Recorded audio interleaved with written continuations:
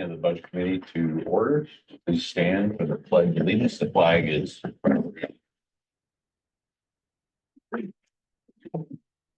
I pledge allegiance to the flag of the United States of America, to the republic which stands one nation under indivisible with liberty and justice. Thank you. All right, establish a quorum. We're gonna do a roll call. No, just that we have a quorum. A couple people are missing. We may have one coming in late. And AJ isn't calling, so she's. Oh, AJ. Okay. AJ, can you acknowledge that you're with us?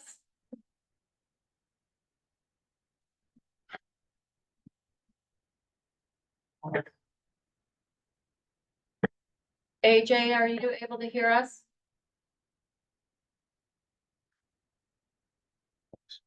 Can you I can hear you. Can you hear?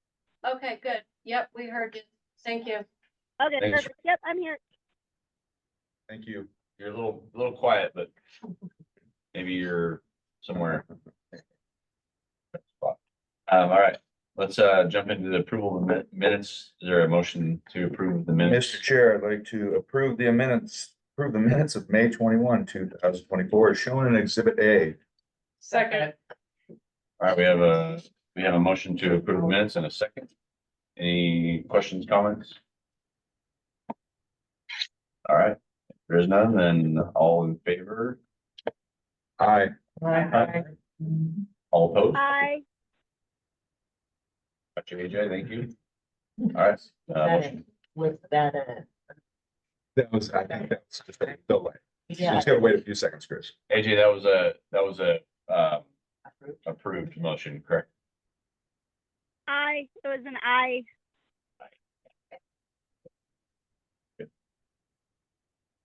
All right. Gonna jump into budget review. Clarifying questions may be asked, but there should not be discussion or expression of opinion during this time. So we will have discussion once there's a motion on the table. We're just gonna hear it all out and we'll get to the discussion part once we make a motion. Welcome, everybody. Thanks for being here, budget committee members, board members, and our audience. Thanks for being here. So we have 6 exhibits that we have prepared for you based on some additional questions we received. And so you have had a chance to look at these ahead of time. We sent them to you on June 1st. So thank you for taking time to review those. We did want to provide some additional information on those. So you'll see your green sheet that business manager Tony Vanderschul is going to take to share with you. So Tony, I'll turn it over to you. Okay, so we had some questions, and so I just did the exhibits to kind of map it all out. So exhibit B is increases in grant funding from 2022 to the 2024 year, and this is just a listing of the grants that had major changes. As you can see, the total was over $500,000 that we received, and that was in the special revenue fund. Where's Exhibit B? It's past the minutes of the last meeting, so it's back here. That's like the third thing. It's increases in grant funding. Exhibit B stands for back. About You're almost 5 there, pages. one more.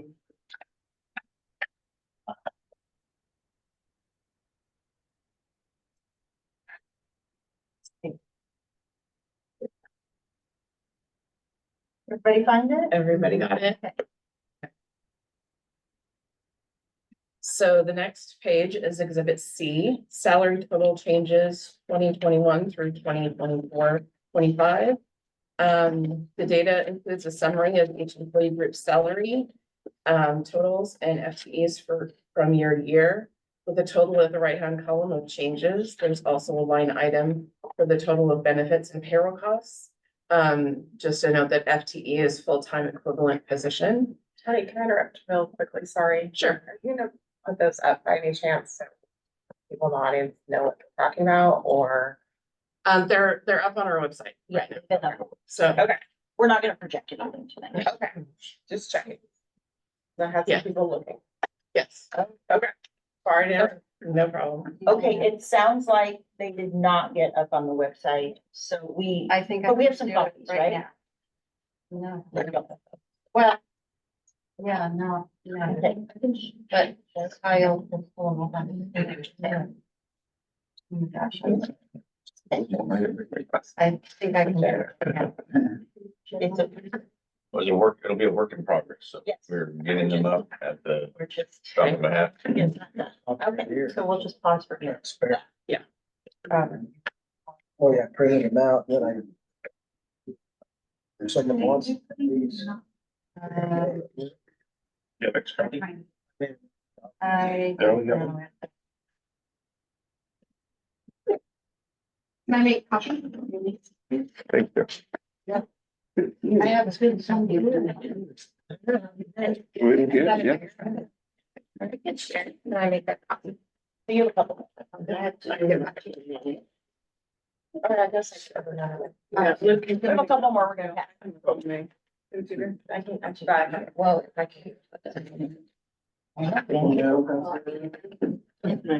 So when we present this up, the flaw in that table is doesn't correct for FTE, like dollars per FTE for growth. So as it moves across, right, the numbers go up, calculate off that percentage, and it doesn't account for that. So if the FTE went up, of course, the amount goes up, but it skews how much it actually, you have to correct that normalized piece. Okay. I think presenting that is important. So if we could like add that to the table, it would help out. And I think it also helps to see that cumulative annual growth across the board. So it's every year it grows by this much. And it's not the sum total as presented in other ones. It grows year on year. It's sequential. It doesn't just say, you don't add them all up to the very end, right? Which is Okay. what in one of the earlier ones that we had, we just summed the percentage increase, which is not how percentages grow, right? Okay. So we need to correct for that as well, when we present that up. Like that Okay. is very, very simple adjustment, right? Jade, thank you for that, and we'll try to keep it to discussion at the end, but if we can just write that stuff down and we'll hammer all that out. Gave all my paper. Okay, I think I saved myself. It's Mine? posted to the website now. So you can pull those documents up they're on the finance page of the website. Yes. And so just to reiterate what Chris said, we'll present these and then just to follow the parliamentary procedures, you will need a Yes. motion in order to discuss. We can have clarifying questions before that, but we just want to make sure that we're following those procedures. Okay, Tony, you want to move on to exhibit D? Right. So exhibit D is the general fund and the special and grant fund 200s. 3-year projection. This gives a better idea of where we're going. This is a summary of the projected revenue, expenses and balances. I use the assumptions that our FTE will be the same and that we would not receive any new grants. However, the grants would grow at a modest rate. We have been awarded approximately 30 new grants this fiscal year 2021. So the grants we receive may increase. I do not project new grants until they're actually established and awarded. In 2023, I projected our current taxes within 3%. I use national, state, and local funding financial sources, along with state and national memberships regarding staffing, financing, and purchasing. When we're reviewing the last 7 years, we have only had a 10% contingency in 2022 and 2023. So only 2 of those 7 years. Okay, moving on to exhibit E. So this is a state report projection in June 2024. So it's an excerpt from the State of Oregon Legislative Revenue Office projections for June. It indicates a 26.4 increase over 2023 projections that they did on the corporation tax. At the bottom of the page, it notes that the entirety of the 588 million over estimates will be dedicated to K-12 education, which includes SIA, high school success and early learning grants. This will increase the payment per weighted average daily membership, which is ADMW. Historically, we have received 0.28% of total awarded in SIA. And the next exhibit is the fund percentages of total revenues. So there's a pie chart for each year of which percentage each fund makes up of our total budget year to year from 21-22 to 24-25. I just thought it was interesting to see what percentages, which funds. Okay, and then we've got exhibit G, which funds historical year to year from 2020 to 2023. So this just gives a look back period summary of all funds. It also included the number of grants per year. The graph indicates that the percent growth over time, we had between 21%, 33% increases year to year in the 200 funds. In 2020, we were awarded 20 grants, and today we have approximately 50. Okay, so those are the exhibits we have for you tonight.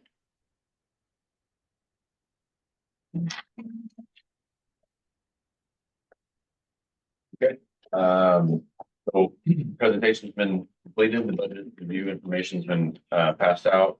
I know everybody's taking a little bit of time to get it, and apologize for the little issue with the documents being up on the website, but they're there now. It's good. This time our budget committee needs to put a motion on the table, we can discuss. Mr. Chair, I make a motion to approve the Seaside School District number 10 budget for the 2024-2025 year as follows. General fund, 30,011,545. Special revenue funds, 8,817,020. Debt service fund, 7,261,416. Capital project fund, 4,106,445. Total all funds, 796,426. As presented with a tax rate of 4.4105 per thousand of assessed value to be assessed in support of the general fund at the rate of 52 cents per thousand of assessed value for local option tax. I further move that a tax of $5,434,000 to be approved for the service of bonded debt obligations of the school district. Second. All right, a motion has been made and seconded. We'll go to discussion amongst the members.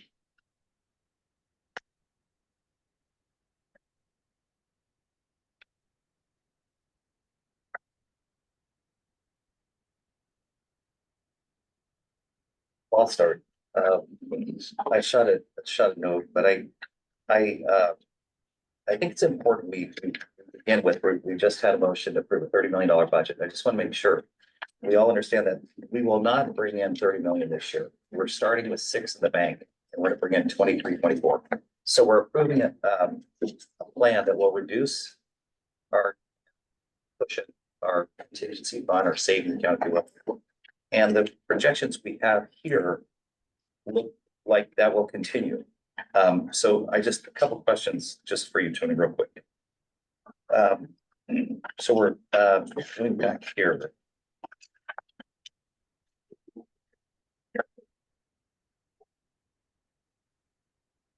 Yeah, and well, just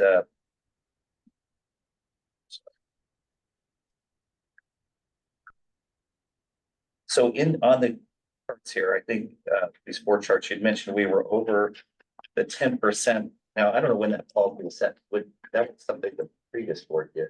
Yeah, it's been set like that for Long time. Yeah. So is it just ignored? Exhibit F. No, we do a TANs loan.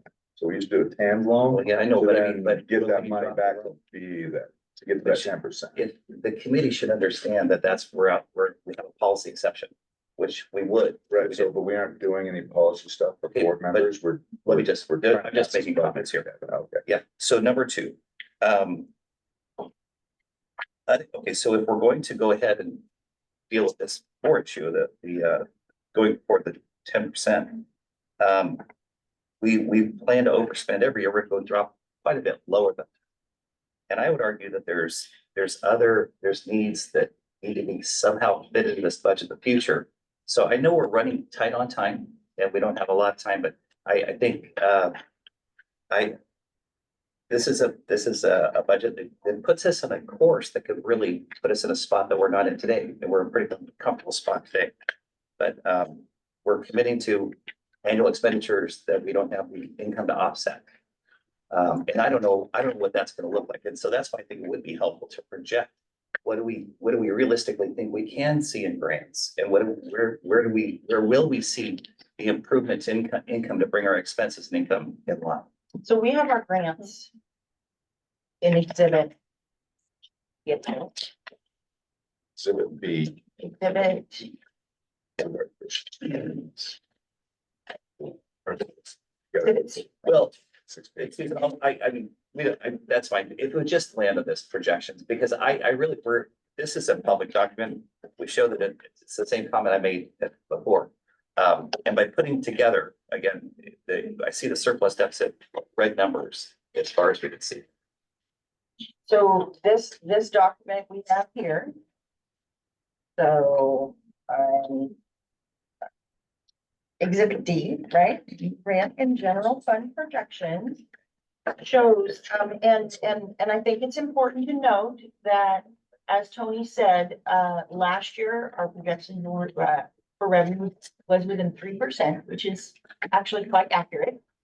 So, and then we've also broken it down, and, if the board is interested, right now, we're going on, this whole process is going on our adopted board policy by the board. And if we want to have discussions about changing that, about options, about the process, about any of that, that would be a board work session. Right. I understand. Okay, so real quickly too, just on exhibit D. We're over the 10%, which I think is a good idea to have some level of savings just in case for emergencies. Mhm. But it went above it in 22 and 23. Is that primarily ESRA? Is that what happened? Is that how we were able to do it? That was part of it. And we did have some cost savings during the pandemic. So it was a So that's combination kind of of the two. the primary move that number. Okay. Yeah, that's all I have to say. Thanks, Kevin.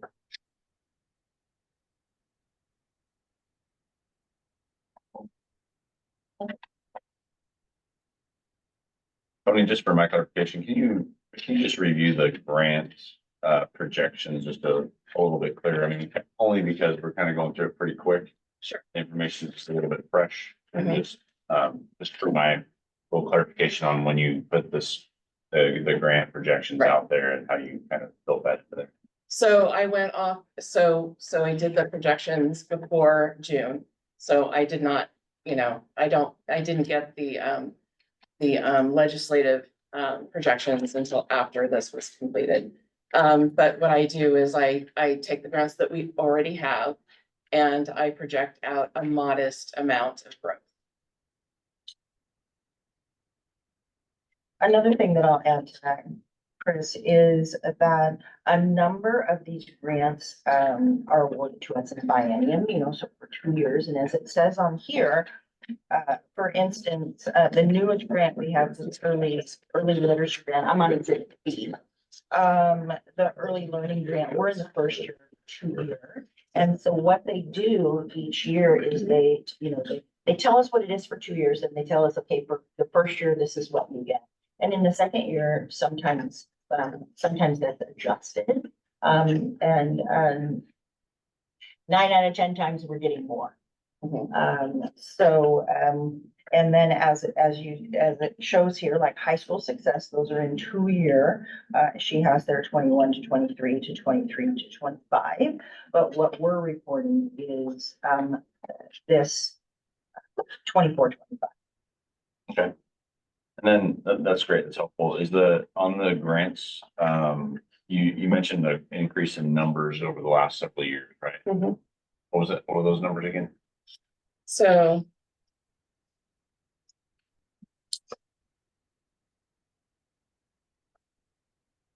So that's on the last one. So 2020 is the base, 2021. Increased 33% between years. From. Almost 3 million to almost 4.5 million. And then the next year, it increased again, 24% to 5.8 million. And then the next year, it increased again 20% to 7.3 million. So year over year, we are getting more and more grants and more funding, and those are for special projects. We do have salaries in that, and that we can move from the general fund to that special revenue funds. So It's a great tool. Yeah, and each grant kind of has its own requirements and restrictions on things. So for instance, if this is helpful, in Measure 98, which is high school success, we are allowed to put staffing in there, and we have a number of staff who support our ninth grade on track and our counselors through that. And so each grant, for instance, Title 1A, is specifically for the elementary school, and that's based on need with free and reduced lunch. So our families who are experiencing poverty. And Title 2A, as we show there with teacher quality, that is specifically for professional development to assist our staff. So those are a couple examples there. Just a quick question on that. The growth in the special revenue funds, is that ESRA too? Or is that the 22-23? Would that work? Is that where you would input it? for On, for the last one, yeah, on budget, it's a G. yes, So ESRA. Esser would be in there. So ballpark roughly, I know you don't, just, or maybe it's, I just don't have to, what would we project for this year, 24, this budget For for the coming year? Esser, For ESSER. No, oh, no, just for special revenue. You've got this line, let's go over one more column. So it's 4, 4, Okay. 5, 8, 6, 7, 3. What would you guess? so our So I'm not sure. So our budget for, Budget. 200, 229. so 8,417,020. Really? I think that- And then, I mean, I think the grant thing was great, and I know the ESSER thing was a little bit of a wild card. Yes, And so we're dealing with that a little bit, and everybody is, but we're very fortunate. So just looking ahead though, and how much, I mean, I know we're kind of highlighting on the grants. How Right. much effort are we putting into the grants? And are we gonna continue to be utilizing that as an option for funding yes, more and more? yes, we are. We're going out for several different And grants, do we but have I don't staff that wanna, are I focused- can't project it until it's awarded. And we have staff that are kind of focused on, Mhm. right? Could you- We do. We do, We do. We have, Kate Blakesley, manages a number of the title grants. Several of them are also managed by, Jenny Reisner, our Director of Special Services and Special Education. Jeff, oversees, Measure 98. And we all work together, you know, these grants, the only grant that sunsets is the ESSER grant. Early literacy grant is a 2-year grant. That's our newest one. And we'll see if that continues. But the student investment account, one known as SIA, that's funded through our corporate activity tax, and it will, it was put in by legislation, so that one will not go away. They'd have to change legislation to remove that. Title 1A, Title 2A, those have been around for many, many years. So, the only one here, you know, we talked about how ESSER sunsets in September, but the only one here that has, that we don't know if we'll renew after 2 years is the Blue Literacy Grant. I expect it to, but you know, we'll see. Thank you. It's helpful. Jay, you got anything? So to Kevin's point on the deficit projection ahead, we talked last time about like where we were in the year, right? And about revenue from tax, coming in being, I thought you said it was 10% over projection or 9% over projected amount I'd have to look. to date, but your end of year is projected at only 3%. Is that what you said? Yeah, because we haven't gotten, We're 9% over now, So- but end of year at 3%, and that was that was outlays- because of this, the timber, outlays, the state rents. right? The timber that, Are you talking about this? no, I'm just trying to kind of reconcile what Kevin's talking about. Sure. regarding the deficit spending piece, because when you project out for 2025, full revenue fund jumping 21%, then in 2026, we're down 1.4%. It was a wild year. 25, you're a little It was. little So- bearish on 25. Is that the call there? So which one I are don't know. you? It's not labeled on the. Just what are you attachment. trying to do? I What's don't, that? I'm trying to understand how we ended up in the red in 26 when Okay. deficits and numbers go all the way. I'm trying to clarify what the exhibit is. Okay, okay, thank you. so you're on this projection.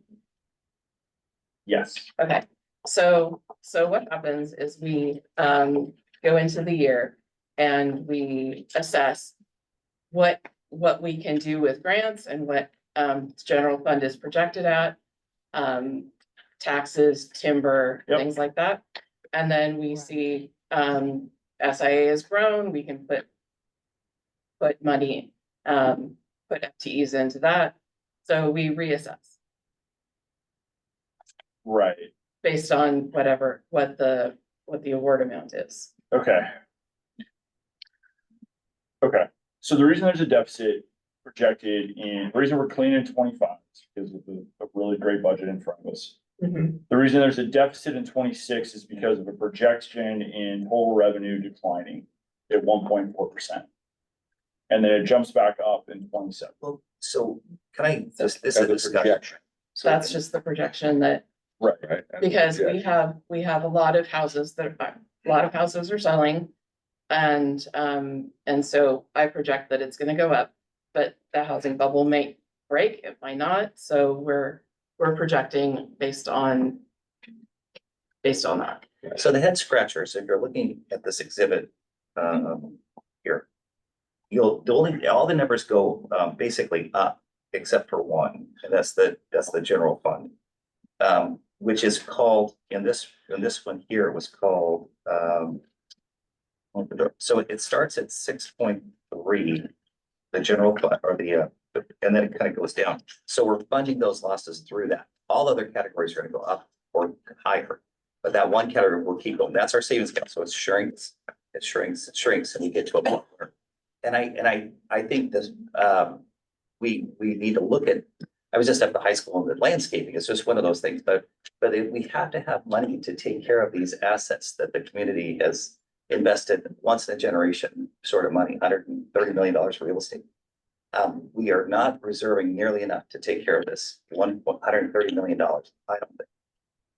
And then the maintenance and such must be a priority, because we've got this beautiful building, but you shouldn't be looking at, weeds as tall as yourself. So I think but if we don't, this is the group that has to say, this is where we need to look at this overall budget. And I was just talking to Brian, we're really short on time. And so I think we need to, in my opinion, we need to get something done, but the process definitely needs to be improved. And reading through the documents I was given for the purpose of this committee would be to do just that, is to look at the whole budget of the school and provide feedback by line items, and just, working, that's their advisory. But with that feedback, we come back and we work together on a budget. This budget was handed to the board with a bunch of line items and no discussion. I hadn't had a financial update in a board meeting since I started. And it's just kind of last meeting, we got this. So I think the process, we must get to an answer. And I think what's been presented is fine. Because there is some flexibility in the budget. You can move up to 10%, I believe, around. So I think that we do need an answer, but the process was one that I'd love to see change. Okay, well, and like I said, that's a conversation we can have at the board because we are following the adopted procedures and all of that. I think it's important. I think it's important to note that I'm really proud of our district because we continue to have clean audits. We continue to be one of only a handful of districts in the state who do not have a budget shortfall, do not have academy positions. So that's wonderful. Every year we have increased our transparency in the sense of, serving staff, including all students, families, staff in those. But so that's been really nice to see. And like I said, if the board would like to review that process for next year, I think we can definitely do that in a work session and we're open to that. I think it's important to highlight some of the positives that sure. There's some challenges too. I can't agree more with Kevin in terms of, I think there's always room for improvement, in what we do and to reflect and stuff like that. So, but what was challenging is to get through something that you're trying to process with a different, program than what we maybe want to see it is. That's just kind of the way it goes. Working with the unknown. Yeah. Right? We don't know what's gonna happen. We don't know what's gonna happen, but we do need to have a clear process. We do need to have an organized discussion that's fruitful, so that we can move forward and all feel good about it. So I think that's the important part. And it feels good to talk it through and not just have a bunch of silence and just approve something that, to Kevin's point about the budget and the future and where it's going, obviously it has some concerns because it's not going in the direction that, that we would, if we were to want it to go, we'd want it to go up, right? Or we want to stay stable at some point. So. Right, That's I something just we get can more collaboration. It's a two-way street, but the board collaborating on the budget would be great. I'd like to have had some input to say, I'd like more money in capital expenditures for these assets. But the problem is this budget shows these negative numbers already. We got to create a lot of space, and I think maybe a committee should be formed, and this is just somewhere else, but maybe a group of, private, folks that are kind of more expert and say, what's an appropriate number for us to have in reserve for the buildings? Just a good reserve. We'll figure that out when we get down the road. I believe the Department of Education deals with a lot of that. Yeah, they do. And So they put standards for it that we have to follow. no, So. it's very independent. You've got a lot of. Well, I'll Okay. follow up with you Yeah, and okay. give you the manual Yeah. that Oregon Department of Education puts out. And for anybody who's interested in our board policies, it goes from, we have a number of board policies, DBEA, Budget Committee, DBE, Budget Preparation, Yeah. DBG, Budget Hearing and Notice, DBH, Budget Adoptions, and DBI, Budget Amendments, DBJ, budget implementation. I'm happy to send these to anybody who would like to see them, and they're also available on our website. On the last meeting, we talked about the fiscal management snapshot, the upcoming challenges. I asked about quantifying those challenges. Is that in here? So, so I thought that was already, discussed. We listed upcoming challenges, classified unemployment costs, emergency and safety building improvements, reduction in timber revenue, rising costs for utilities, additional building space, ADA, special building needs, transition to electric buses, and ESSER fund sunset. So we talked about ESSER, how we're offsetting that. I'm clear there on the additional grants we're gonna raise, on everything else, but when we talk about upcoming challenges for the future coming ahead, it seems, and this is my question last time, was, can we quantify it? Like, how big are these challenges? It's the budget, and yeah, it's a qualitative discussion, but we should have a quantity to these. Is that on there, or is that didn't get done? Well, Okay. no, what we talked about last time was we're able to do, we're able to do some of these projects before September 30th to be able to use ESSER money. Some examples, some other examples, electric buses, there's a lot of grants. We haven't written any because we haven't moved forward with that. We've been working with Pacific Power on that. So to be able to look at those lists of challenges and what we can accomplish before September 30th when that money runs out, and then what we need to build into the rest of our budget. So I can give you a few, but not a complete list. So unemployment costs are going up. Our current rate is 1%. And the maximum that we can be assessed is 5.4. And it just depends on how many classified employees come together and do unemployment. So we're installing a generator at PRE. The projected cost is 152,000. And that, and Northwest Natural Gas is looking at, I guess, additional piping, so it might be a little more than that. Doors and security upgrades at PRE. We have hired a project, an architect, and plans for that is 4,150, just for the architect. We do not have bids or quotes since we don't have drawings yet. So Brian, to your point, Jason, what are you doing? We write down challenges, and the purpose of this is to make every dollar go as far as good, sound accounting practices, principles, and scrutiny and judgment, right? And minimizing risks. And so when we talk about these challenges, and we don't talk about the fact that the timber costs are only $500,000, and there could be a flux of losing 10% of that, so $50,000 on a $30 million budget. Not that big of a deal. Like, we're not gonna talk about that, okay? But it's on here. So like, that's the type of stuff that I want to talk about. When we pat ourselves on the back for not needing TANs, but we're throttling spending because we've made a bad projection ahead. Whereas in the past year, we were 10%, we received 10% more than we thought we were going to, and we're not projecting that out for the same reasons. Like, we're throttling spending, we're throttling what we're gonna do, and then we're gonna pat ourselves on the back about having a whole bunch of money in reserve that's not going to the school district. It's just sitting there. Or it might get used next year, but we made a bad projection and like, oh, no, we're not gonna be able to do it because we're gonna be down 1.5% next year in overall revenue. Like, that's the point of my question. It's like, that's the reason for the scrutiny. And so from a I just stuck in my craw and I'll let it go. That's the point. The chance. We pat ourselves on the back by not having to go out and get this loan, and then we leave money to sit there and just, we use it through the summer where there is another vehicle that we can go out and get it so that we can use the money we have and put it towards other things. But we can go out and get a loan if we needed it. We can lean forward because we have a catch, we have a safety there to go out and get that loan in order to cover those costs if we had to.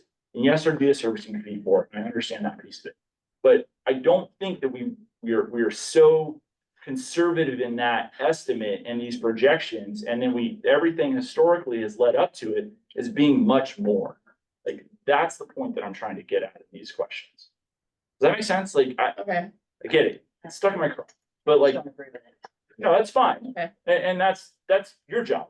Like, That is my job. yeah, I get that. What I think has happened is that we had a lot of money come in through COVID, lots of money that came in. We didn't finish the field, so we've got money there that's already spoken for.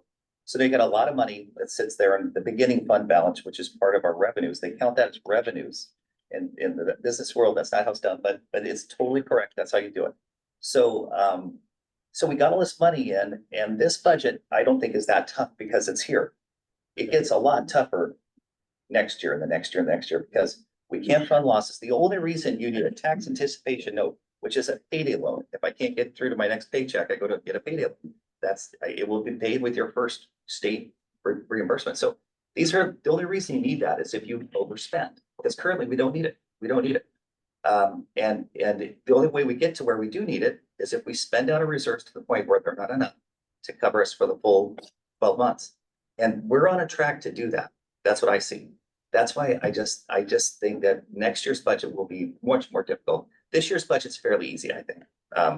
It's, I don't see this as being our big problem. I see it, maybe 24, 36 months, 48 months out. And that's where we're gonna really get. So we're setting up this one-time money for some recurring expenses, and then we got to take care of these buildings. What you're saying, Kevin, is we're stuck on next year's budget. We're I not trying guess to that's approve this year's budget. Yes, I think Is that what's that's what I'm happening saying. here? Yes, yeah. That's what's. All right. Any other discussion? So technically, we're ahead if we're thinking about. Yes. So we have a motion on the table. We do. All right, we're going to have a motion on the table. We have a motion and a second. Session's been done. We're going to call for a roll call vote on the motion that's on the table.